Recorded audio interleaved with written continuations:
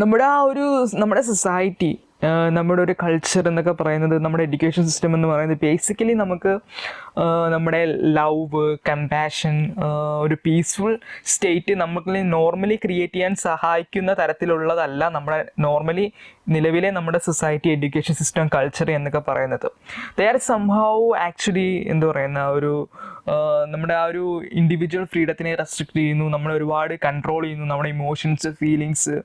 അങ്ങനെ നമുക്കൊരു പീസ്ഫുൾ സ്റ്റേറ്റിൽ ഇപ്പം നമ്മുടെ എഡ്യൂക്കേഷൻ സിസ്റ്റത്തിൻ്റെ പാറ്റേൺ ഒക്കെ നോക്കുന്നത് വളരെ സ്ട്രെസ്ഡ് ആയിട്ട്, വളരെ ടെൻഷനായിട്ട് നമ്മൾ ഇഷ്ടപ്പെടാതെ ചെയ്യേണ്ട പല കാര്യങ്ങളാണ്. ഇപ്പം നമ്മളൊരു ഒരു 1-ാം ക്ലാസ് തൊട്ട് ഒരു 10-ാം ക്ലാസ് വരെയൊക്കെ എടുക്കുകയാണെങ്കിൽ നമ്മൾ പഠിക്കുന്ന പല കാര്യങ്ങളും, ഇപ്പം പല സബ്ജക്റ്റുകളും നമ്മൾ ഒരുപാട് സബ്ജക്റ്റുകൾ പഠിക്കാറുണ്ട്,